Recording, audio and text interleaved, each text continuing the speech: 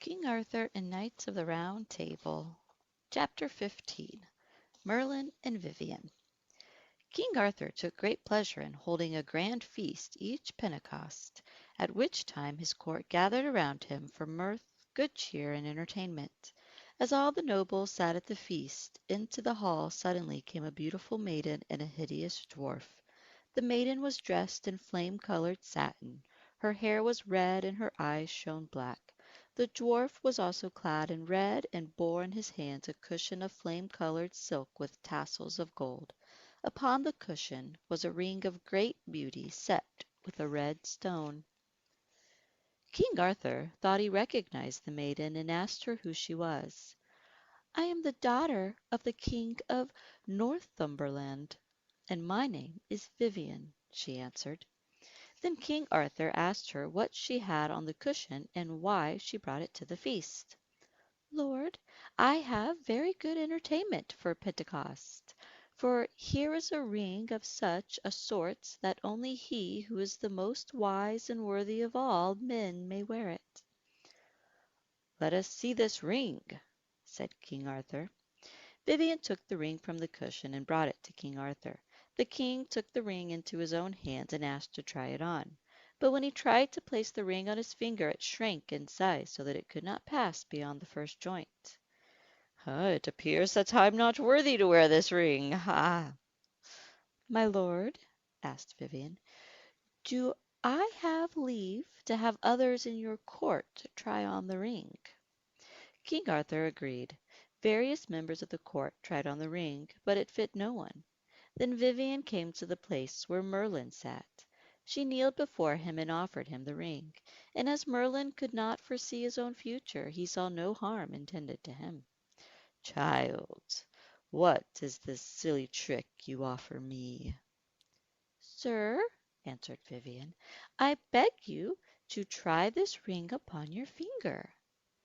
Merlin looked at her closely and was attracted to her great beauty. He said more gently to her, "Why should I take the ring?" "Because I believe you are the most wise and worthy man in this place, and the ring belongs to you," Vivien answered. Merlin smiled and took the ring and placed it upon his finger. It fit exactly. Vivien cried out, "Oh, see, the ring fits!" Merlin was pleased at first, but when he wanted to take it off he could not, for the ring had attached itself to his finger as if it were of his flesh and bones. Merlin became troubled about the magic in the ring. "Lady," he asked, "where came you by this ring?" "Sir," answered Vivien, "you know all things. Why do you not know that this ring was sent here by Morgana le Fay?" Merlin grew more worried and said, "I hope there is no evil in this ring." Vivien smiled upon him and answered, "What evil could there be in it?" By this time the great magic in the ring had begun to work upon Merlin's spirit. He took more and more pleasure in Vivien's beauty. Soon his passion was so great that it was as if his heart was pierced with violent agony. Vivien saw the ring's power and laughed and turned away. Several others observed the strange manner in which Merlin regarded her, but accounted it only to Vivien's great beauty.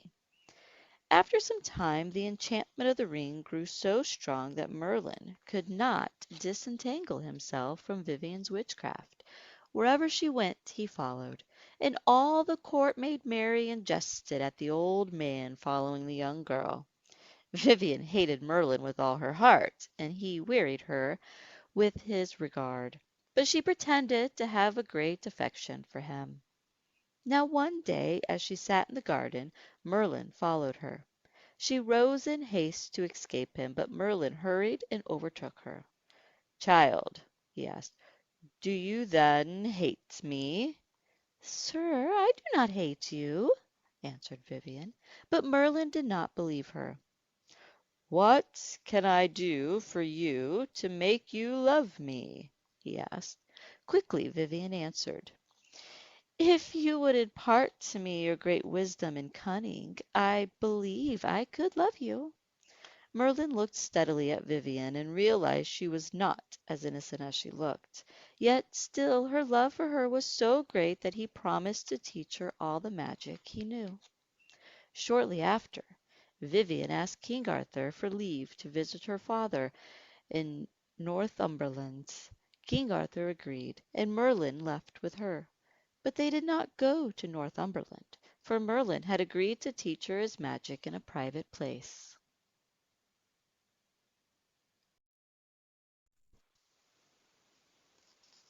Chapter 16. Merlin's Fate. Merlin, Vivian, and their attendants traveled deep into a lonely woods. It was a desolate place, and Merlin's followers grew worried. The enchanter has brought us here, but how will he provide shelter for the change in seasons? Merlin overheard their whispers and assured them they would soon find good resting place. Then he told them to stand a distance away while he conjured. Merlin recited a powerful spell, and before their very eyes appeared shapes and forms that rose high into the air. Then a cloud of red dust covered their eyes. When the dust cleared, they saw a marvelous castle which glowed in the moonlight. When Vivian saw what Merlin had done, she kneeled before him, took his hand in hers, and kissed it. "Master," she said, "will you teach me how to do this?" I will teach you how to do this and much more besides. I will teach you how to transform shapes. I will teach you spells and charms no man has ever heard before. "You are the most wonderful man in the world!" Vivian cried out. You don't hate me any more? Asked Merlin. "No, master," she answered. But she lied, for in her heart she was evil, and the heart of Merlin was good. That which is evil will always hate that which is good. While Vivian spoke lovingly to Merlin, inside she hated and feared him, for she knew that without the magic ring he would come to see her for what she really was. As soon as Merlin has taught me all he knows, the world will be too small for both of us, she thought, and I will destroy him. Merlin and Vivian lived together in that place for a little more than a year. He taught her all of the magic he was able to impart. At the end of that time he said to her, "Vivian, I have now taught you so much that I believe there is no one in all the world who knows more magic than you do." Vivian was filled with great joy, and she said in her heart, "Now, Merlin, if I have good fortune enough to entangle you in my spells, you shall never see the world again." On the next day Vivian called for a feast to be prepared for herself and Merlin. By the means of the knowledge she had gained from Merlin, she secretly prepared a very powerful sleeping potion which she poured into Merlin's wine glass. When the feast was over, Vivian came to Merlin and said, "Take this chalice and drink the wine within it, for the wine is noble and so are you." Then she set her lips to the chalice and kissed it, but did not really drink from it. Merlin suspected no evil and gulped the wine with great cheerfulness. After a little the fumes of the sleeping potion began to affect him, and Merlin realized he had been tricked. "Help! Help!" he cried out in agony. "I have been betrayed."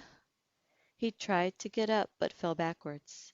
Vivian sat with her chin upon her hands and regarded him steadily, smiling strangely at him. When Merlin fell into a deep sleep, Vivian wove a powerful spell around him that bound him in a web of enchantment. And Merlin was like an insect caught in a silver spider's web. The next morning, when Merlin awoke from his sleep, he saw Vivian looking at him, but he could not move. "Behold, Merlin, you are altogether in my power.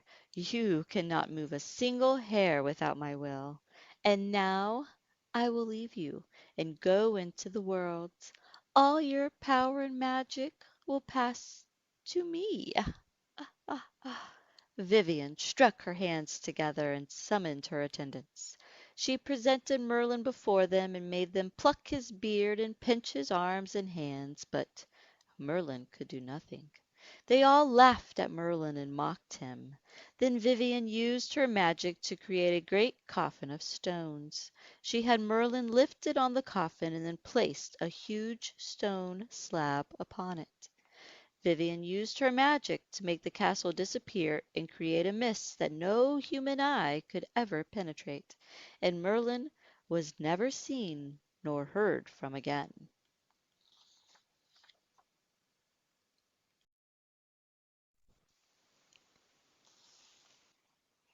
Chapter 17. Sir Launcelot and Queen Guinevere.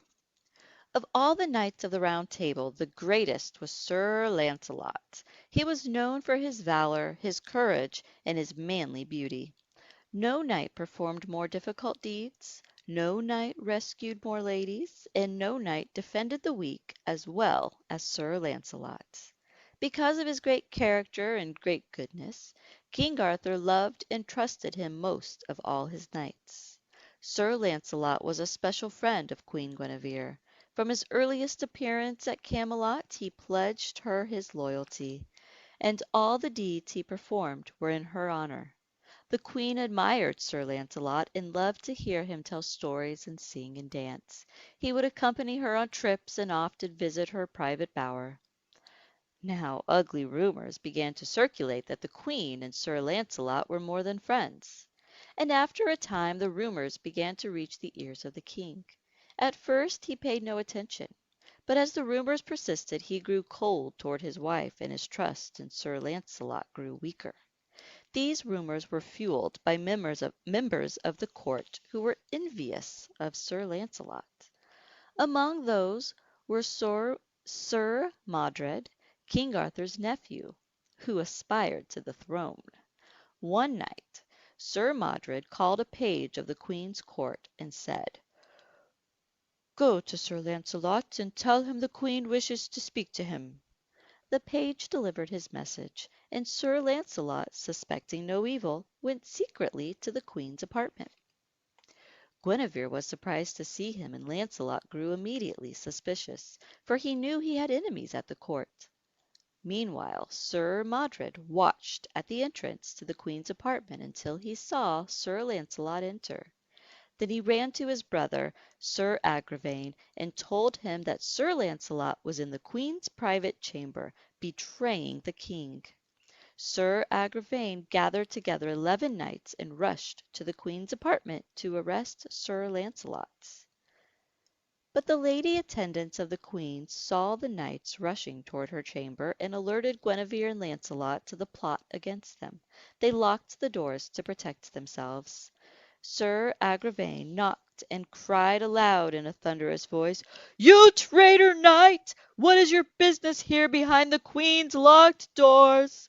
Come forth to us, your fellows of the Round Table, and explain." Sir Launcelot looked around the Queen's chamber for a suit of armor to protect himself, but found none. "Lady, I must open the door and fight them without armor," he told Guinevere, "but if I perish you must go to my relatives and ask asylum, for you will no longer receive justice at this court. What was once the fairest place on earth is now beset with treachery and suspicion." By this time Sir Agravaine, Sir Modred, and their allies had taken a battering ram and were trying to break down the doors, but Sir Launcelot opened the door just a crack, enough to allow one knight, Sir Colgrance of Gore, to enter. This knight, seeing Launcelot without armor, struck him a fierce blow with his sword, but Launcelot dodged the blow, and with his own sword struck down Sir Colgrance, and quickly bolted the door.